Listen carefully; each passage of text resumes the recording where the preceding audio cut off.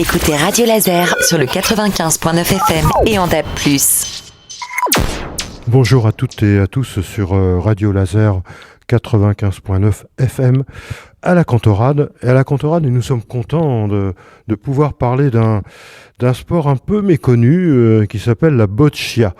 La boccia, ça vient de l'italien et c'est un sport qui est pratiqué en France, aussi à l'international, qui s'apparente à la pétanque. Et la boccia se joue en intérieur, sur une surface lisse, avec des balles en cuir de couleur. Il y en a 6 rouges et 6 bleus.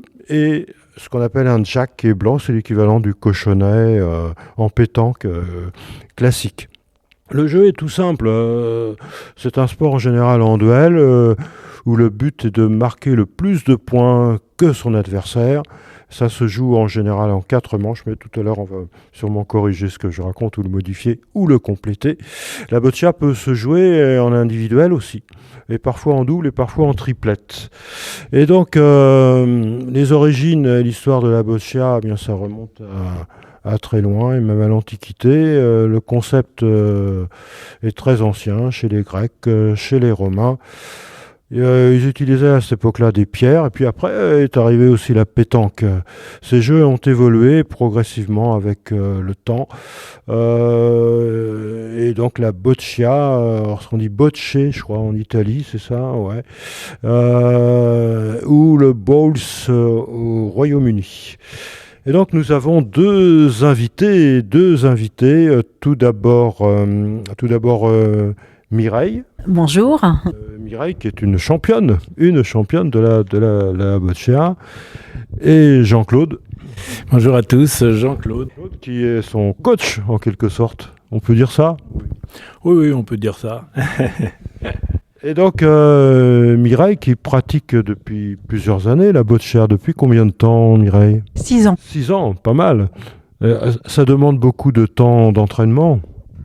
Au début, quand j'ai pratiqué la boccia, c'était à peu près 1h30, 2 heures par semaine. Et puis, au fur et à mesure, moi, ça me plaît. Et là, depuis l'année dernière, on fait 1h30 complémentaire le vendredi. Donc, moi, ça me convient parfaitement. Et j'aime beaucoup ce sport. Donc, ça fait 2 entraînements par semaine, c'est ça ? Oui. Oui, exactement. Et qu'est-ce qui vous a amené ? Vous auriez pu faire un autre handisport aussi, éventuellement ? Oui, mais quand je suis sortie de l'hôpital, du service de rééducation, on m'en avait parlé et je ne connaissais pas. Et on fait aussi de la sarbacane. Et je me suis dit, comme c'était à Bru, en plus, juste à côté de chez moi, je dis, tiens, je vais faire donc un essai et on va voir. Et l'essai a été concluant tout de suite, et par l'équipe et par le sport, la convivialité qui est là tout le temps. Donc, moi, ça me plaît. C'est important, la convivialité, toujours. Et il y avait un club de boccia, Jean-Claude, depuis pas mal de temps sur Bru ? Depuis pas mal de temps. En fait, la Jeanne d'Arc de Bru s'est lancée dans le handisport il y a une 12, 13 ans peut-être. Et justement, a créé une section qui pratique depuis le début la boccia et la sarbacane. Et depuis... On a même, depuis 3 ans, ouvert une section danse. Donc des gens malmarchants ou en fauteuil viennent danser. Voilà. On peut danser en fauteuil aussi ? On peut danser en fauteuil aussi, sans problème. Et même des personnes qui ont du mal à piloter leur fauteuil arrivent à danser. La danse, c'est dans la tête d'abord. On joue bien au tennis aussi. Fauteuil, pareil. Oui. Vous faisiez du sport avant, Mireille ? De l'aquagym, un petit peu de vélo, mais quand ma maladie est arrivée, du jour au lendemain, il a fallu tout arrêter. Donc, et 11 mois en rééducation, service de rééducation plus l'hôpital. Donc ça calme. Là, j'étais contente de sortir et la boccia m'aide au quotidien à pas à revivre, mais à trouver une nouvelle... je ne sais pas comment expliquer, mais je suis contente d'en faire. Vraiment, ça me sort de mon quotidien et de mes rendez-vous d'hôpitaux, enfin tout ça, et ça, c'est bien. Et puis, vous êtes constamment en projet, parce qu'il y a les entraînements, il y a les compétitions, il y a affiner tout ça, etc. Et puis les compétitions, vous avez eu des succès, n'est-ce pas? Lesquels? Là, cette année, je suis championne de Bretagne en N2. C'est quoi N2? Alors, c'est non éligible.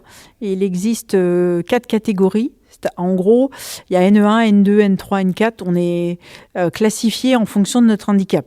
Par contre, NE, ça veut dire non éligible. C'est-à-dire qu'on ne peut pas aller aux Paralympiques ou à l'international.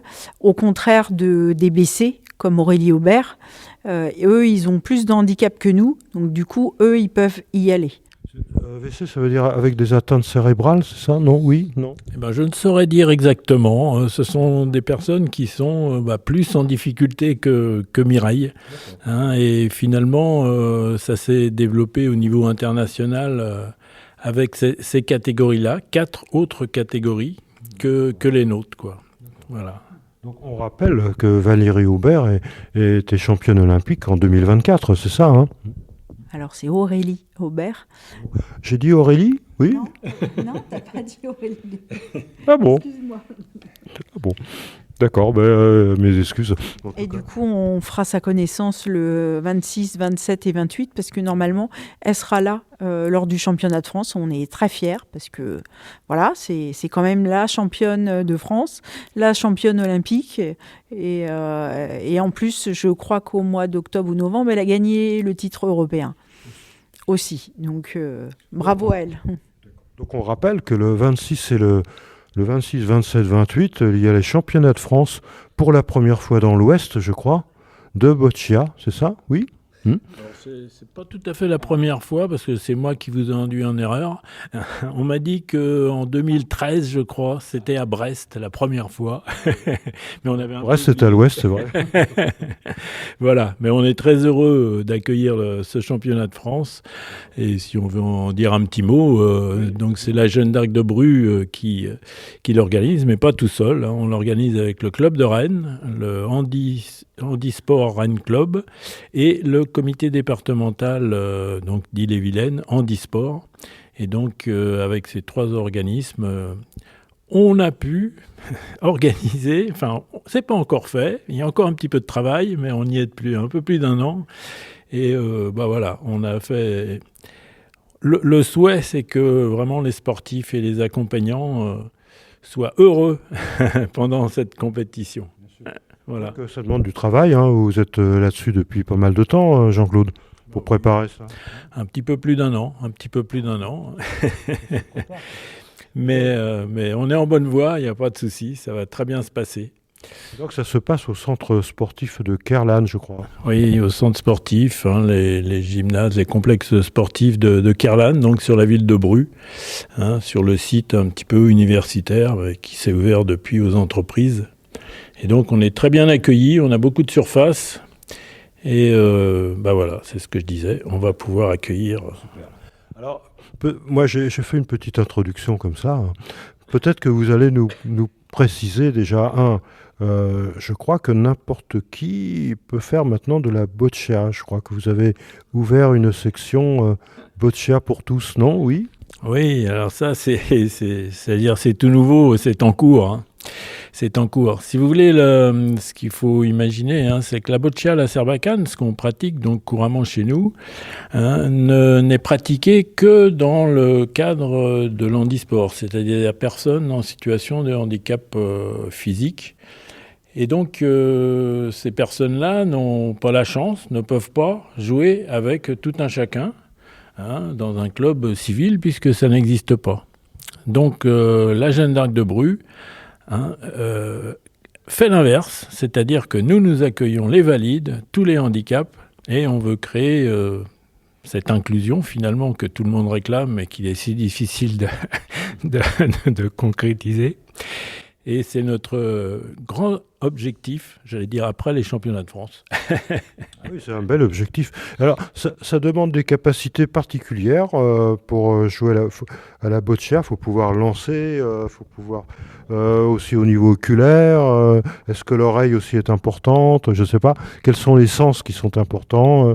Peut-être Mireille Après, déjà, on joue assis. Donc déjà, les personnes qui sont mal marchantes ou un peu vieillissantes, on va dire, elles peuvent déjà s'asseoir et jouer assis.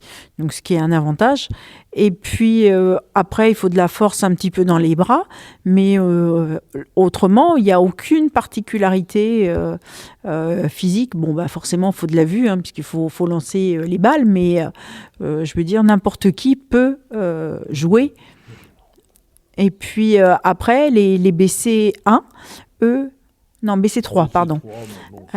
Eux, ils jouent avec des rampes. Chez nous, dans notre club, il n'y en a pas pour le moment. On n'est pas capable de les accueillir. Par contre, le Rennes Club en handisport, eux, ils peuvent. Mais voilà, pour le moment, c'est pas le cas. Et on peut pas accueillir tout le monde, ni quoi que ce soit. Et puis, eux, ils ont la structure, ils ont les bénévoles, voilà, pour ça. Mais en tout cas, n'importe qui, parce que tous les ans, d'ailleurs, on fait un petit championnat à la fin de l'année, du côté de Saint-Malgrand et Montauban-le-Bretagne, de mélanger un handicapé et un valide. Et on fait des parties, comme ça, de deux contre deux. Et ça se passe très, très bien. Et les gens valides sont très, très contents. Donc vous faites des équipes, alors un valide et quelqu'un de plus handicapé, c'est ça? Et donc chacun forme sa petite équipe, quoi. Enfin, voilà. À deux, en général, par deux. Oui, bah oui, puisqu'il faut qu'on mélange. Parce que là, dans la boccia classique, on est 1 contre 1, handicapé. Et là, justement, ce tournoi-là, c'est un tournoi amical où là, on mélange valide et non valide. Et tout le monde apprécie parce que c'est un moyen de partager pour nous ce sport. Et c'est important à nos proches, à ceux que l'on connaît. Et puis, ça se passe toujours dans la bonne humeur. C'est vraiment très, très bien.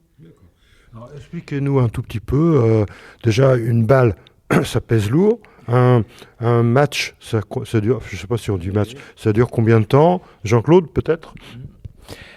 Alors, si vous voulez, en fonction des capacités physiques quand même des joueurs et joueuses, on a parlé de différentes catégories, on a au niveau des balles des duretés plus ou moins importantes. C'est-à-dire une balle dure va pouvoir rouler et aller loin, et une balle molle aura plus de difficultés, donc il faut avoir plus de force.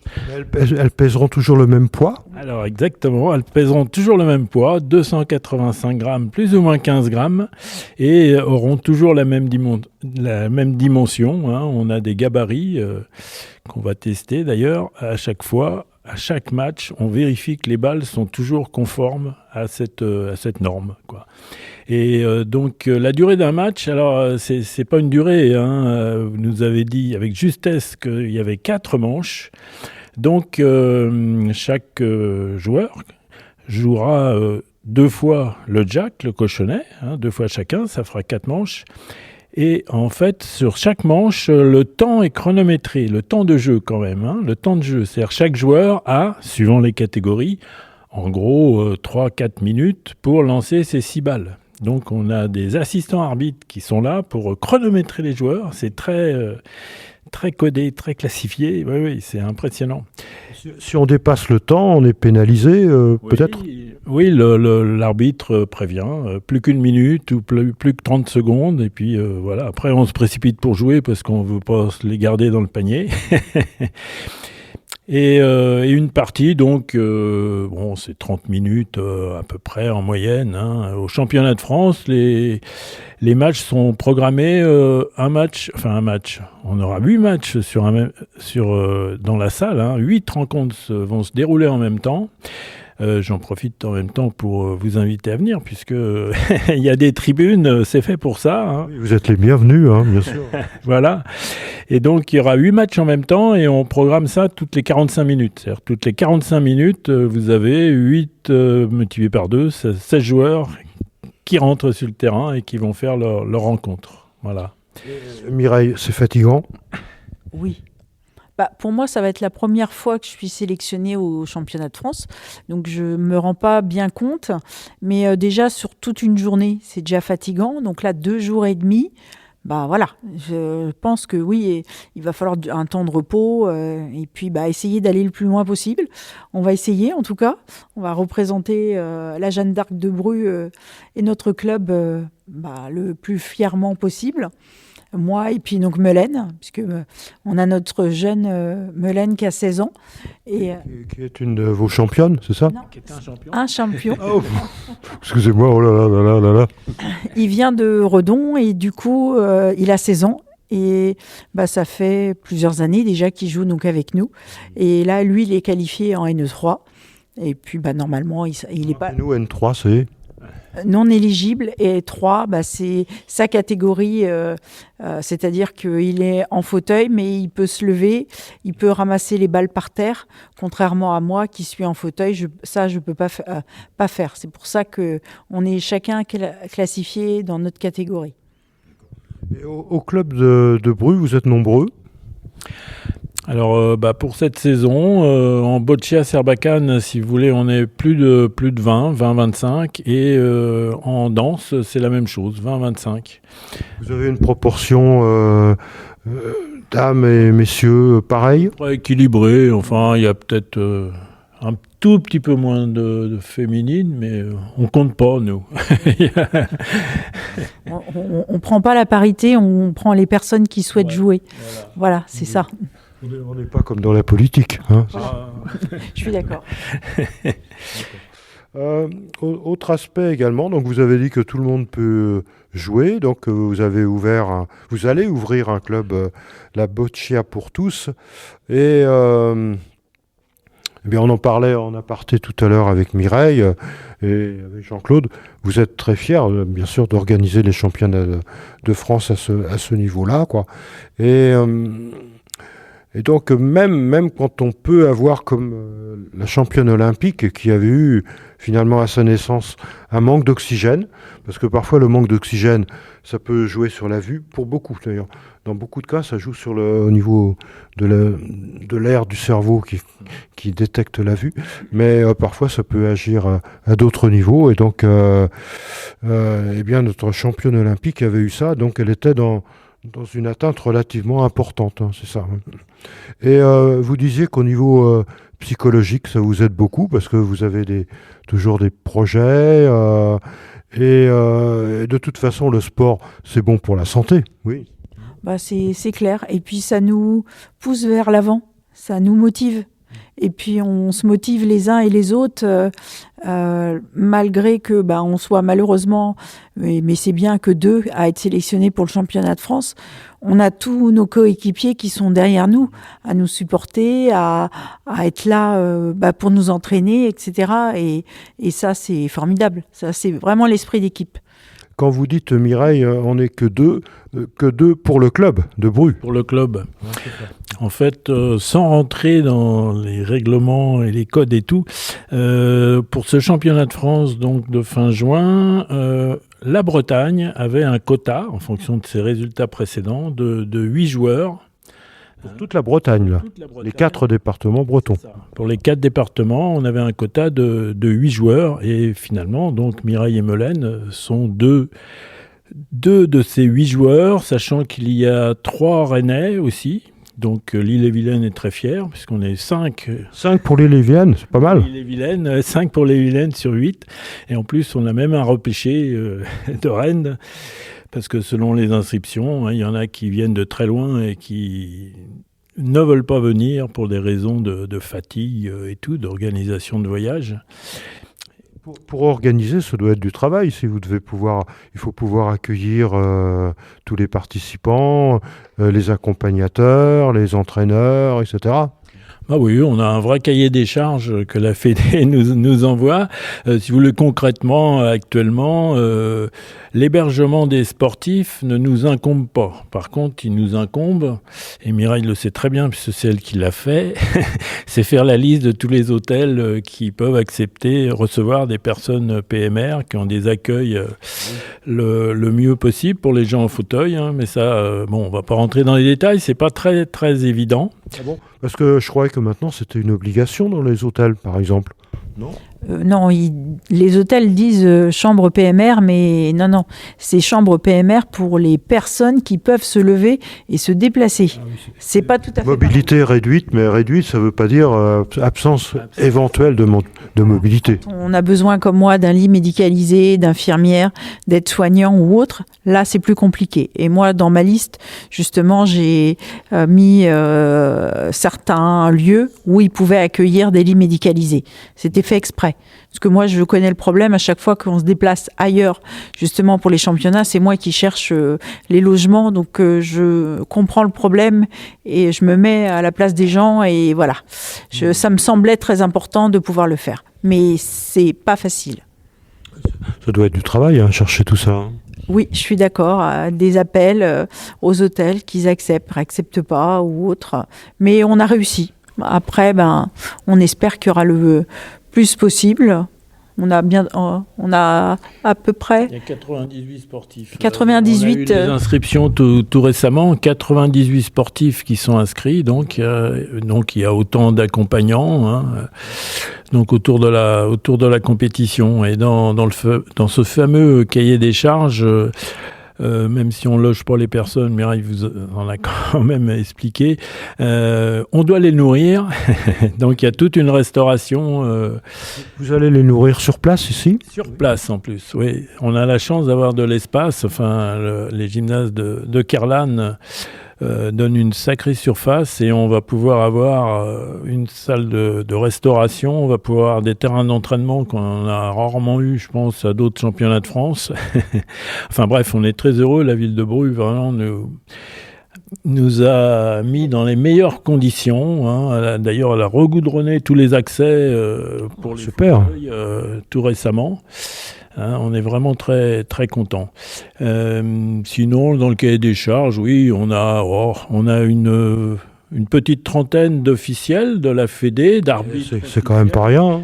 Et eux, là, faut qu'on les loge, qu'on les nourrisse, j'allais dire à nos frais, quoi.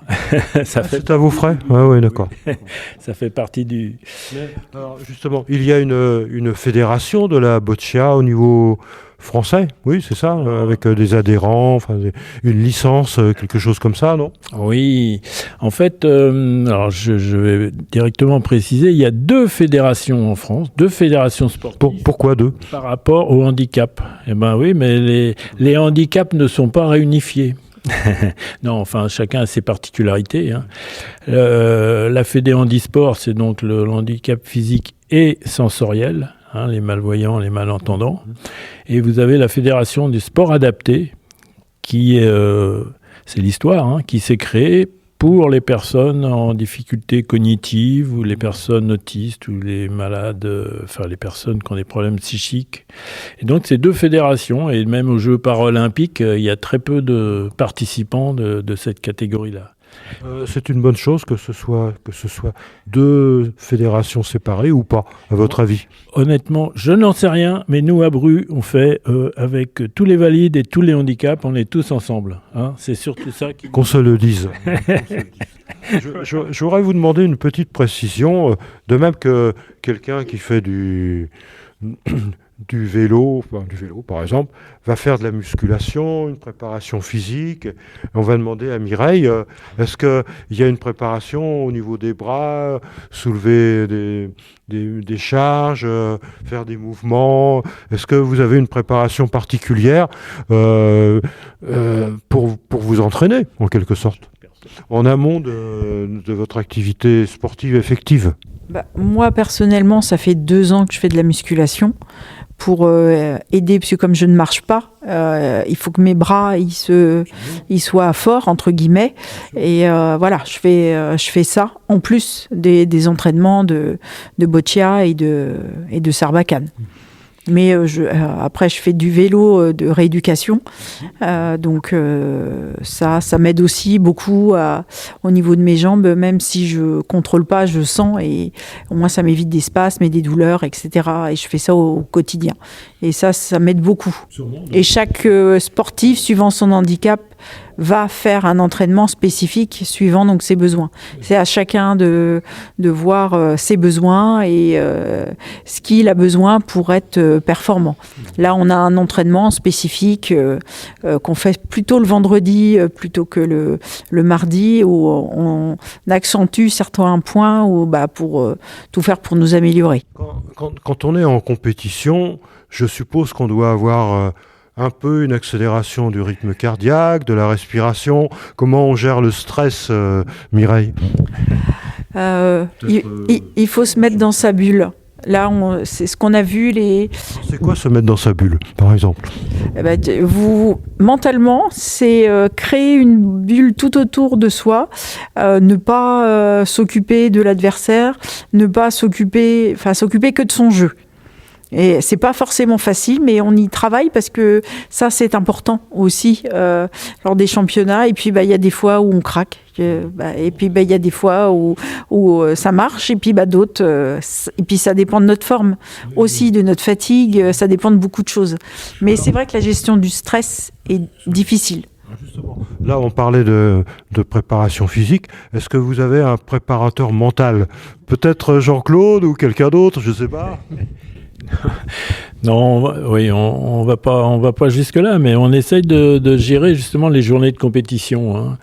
Et voilà, il y a la fatigue physique du jeu, et quand on a beaucoup de matchs dans une même journée, hein, mais même quand on n'en a pas beaucoup, si le physique tient, faut que le mental aussi suive. Hein, et la fatigue psychique, c'est vrai que c'est très très important. Donc, par exemple, Mireille au régional, la dernière fois, avant de gagner l'après-midi, d'aller jusqu'au bout pour être championne de Bretagne, elle a craqué sur un match en début de séance. Donc, on l'a envoyée aller se promener, aller faire un tour. Alors, Mireille, ça veut dire quoi, craquer ? Là. Pleurer, et puis à jouer, mais vraiment très très mal, malheureusement. Et je suis sortie de ma bulle entre le matin et l'après-midi, et c'est pas facile de rester tout le temps concentré, vraiment. Et effectivement, le fait de sortir, de se recentrer sur soi, fait que après, j'ai gagné le match qui a fait que j'ai gagné les régionales de Bretagne. Et alors, une petite promenade de 5 minutes, ça suffit ? Non, ça a été à peu près 1 heure.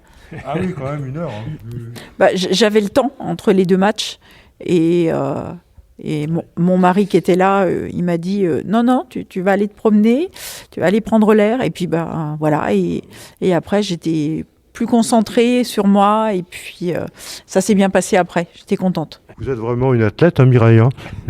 Je dirais pas ça. En tout cas, je fais ce que je peux. Et puis, j'espère qu'il y a de nombreuses personnes qui vont se retrouver dans mon cas, et puis qui feront comme moi, que c'est pas parce qu'on est handicapé qu'on peut pas faire de sport.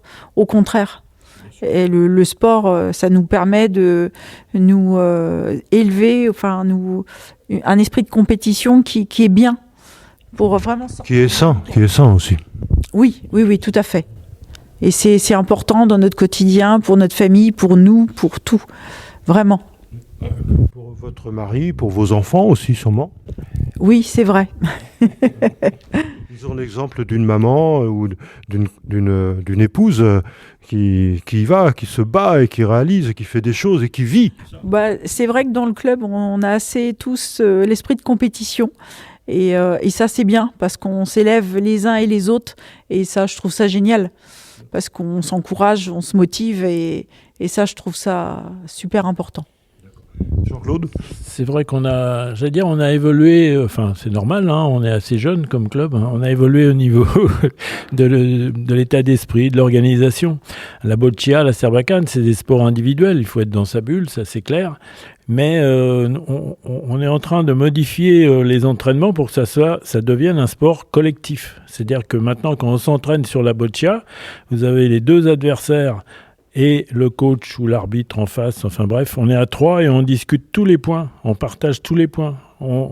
L'adversaire va vous dire à vous ce qu'il faudrait que vous fassiez, parce que ça va vous avantager. Vous voyez, on joue en collectif, là.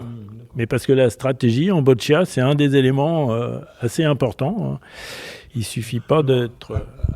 Justement, pour souder l'équipe, vous avez l'activité, effectivement, boccia, mais vous faites peut-être des petites fêtes de temps en temps, des petits repas, tous ensemble, oui, non Bah oui, là on est en fin d'année, donc on a notre traditionnel barbecue de fin d'année qui va se faire juste après les championnats de France. Hein. À Noël, on a notre repas de Noël. Alors on le fait après les fêtes, hein, on le fait en janvier nous, hein, mais voilà. Et puis combien tous les 3 mois. tous les 2-3 mois. Tous les 2-3 mois, on fait un petit goûter pour se remotiver les uns et les autres. Non seulement ça remotive, mais en plus ça vous soude ensemble, avec de la fraternité, de la solidarité. Oui, c'est ça. Ça fait partie de nos statuts. On n'a pas de statut. Hein. C'est marqué dans les statuts, ça? Non, peut-être pas, quoi. Peut-être pas, mais on a une charte, règlement intérieur, et c'est écrit dedans. Oui, c'est fondamental. Hein. C'est ce qui nous fait vivre tous. Et moi, juste un petit mot en tant que valide. Hein, moi, j'invite vraiment tous les valides à venir nous rejoindre, à venir découvrir la boccia, mais pas seulement la boccia, découvrir, excusez-moi, les personnes en situation de handicap, voir ce qu'ils sont capables de faire. Et franchement, vous ne serez pas déçus. Venez nous essayer. Voilà, on vit tous dans le même monde, on vit tous ensemble sur cette planète. Et si vous voyez la photographie qui a été prise par Voyageur 1 à plusieurs milliards de kilomètres de la Terre, eh bien la Terre c'est un petit point qu'on ne voit pas. Et on vit tous là, on vit tous ensemble, qu'on ait tel inconvénient physique, mental ou autre, on est tous ensemble. En tout cas, on vous invite tous à venir le 26, 27, 28 au campus de Carlane, qui est un très très beau complexe sportif. Et peut-être que quelqu'un veut rajouter quelque chose, Mireille, peut-être? Moi, je préciserais juste 26, 27, 28 juin. J'ai dit quoi? Rien. C'est pas grave. Merci de rappeler. Le 26, le 27 et le 28 juin, ici à Carlane, au campus sportif, parce qu'il n'y en a qu'un, je crois, un complexe sportif. Alors, il y aura de quoi accueillir il y aura des gradins, des choses, oui. Voilà, il y aura de quoi s'asseoir, assister, encourager. Et il n'y a pas de repas sur place pour les spectateurs, mais il y aura des crêpes, la buvette, enfin, il y aura tout ce qu'il faut. On pourra vraiment passer un bon moment. Et une petite particularité quand même, le samedi après-midi, le 27 donc juin.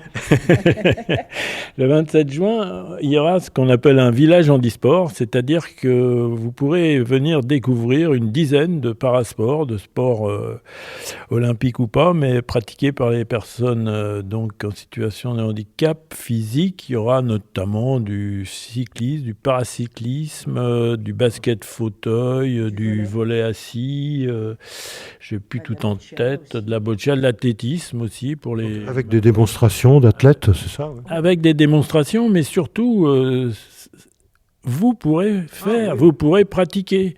Hein, super ça. On peut devenir malvoyant juste avec un bandeau. Hein. Donc voilà, vous pourrez pratiquer exactement dans les mêmes conditions que les sportifs. J'ai essayé des fois quand je me lève la nuit de fermer les yeux. Vous allez me dire il fait nuit, mais enfin il fait pas assez nuit. En fermant les yeux, eh bien ça vous oblige à contextualiser votre espace autour de vous, quoi. Et sûrement ça c'est important, quoi. Est-ce que l'on n'a rien oublié? Alors, est-ce que vous avez un message particulier? Vous savez, on prépare en général un peu et on laisse la possibilité à nos invités, donc à Mireille et Jean-Claude, un message particulier, général, à nos auditrices et à nos auditeurs. Vous avez 10 secondes pour réfléchir et 30 secondes pour parler, comme vous voulez d'ailleurs de toute façon. Vous avez toute liberté pour vous adresser à nos auditrices et nos auditeurs, avant que l'on conclue très rapidement d'ailleurs aussi. Alors Mireille, peut-être? Moi, je suis très fière parce que c'est la première fois que je suis sélectionnée. Donc voilà. Et puis, je sais que comme c'est sur place, il y aura ma famille, mes amis qui vont venir me voir et puis me supporter, encourager effectivement pendant ces 2 jours et demi. Bon, en tout cas, j'espère aller le plus loin possible. En tout cas, je ferai de mon mieux. Et puis, non, je suis contente. Et puis, pour une fois, on n'aura pas à se déplacer. Ça, c'est bien. Oui, c'est exactement. Et Jean-Claude. Oui, voilà, je rajouterais juste un petit truc, Mireille. Tu as dit tout à l'heure que la compétition, c'était 2 jours et demi, mais comme tu seras en finale, ça sera 3 jours. Hein. Il y a quand même le dimanche après-midi. Hein. Le coach a parlé, là. Non, et puis, oui, c'est encore à propos de Mireille, hein, si vous voulez. Oui, ça fait 6 ans que tu es là, mais maintenant, la section, on est 2 à être co-responsables. Ah, vous êtes 2. Mireille Donc, et moi. Ah, tous les 2. Voilà. Donc Mireille prend des responsabilités en plus de son travail, si j'ose dire, d'athlète. Oui, je me suis engagée dans le bureau et je suis contente parce que j'ai trouvé un coéquipier formidable. Voilà.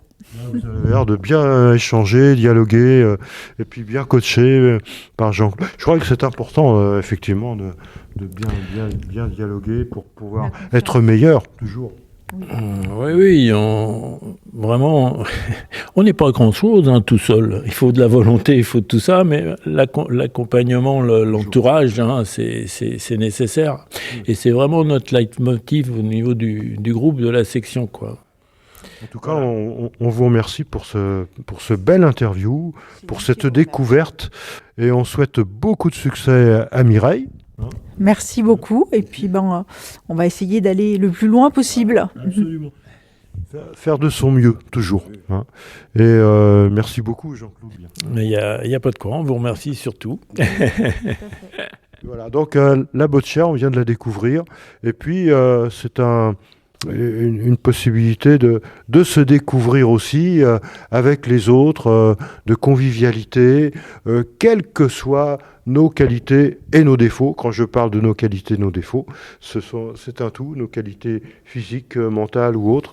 Eh bien, être ensemble, c'est quelque chose d'essentiel, savoir vivre ensemble toujours.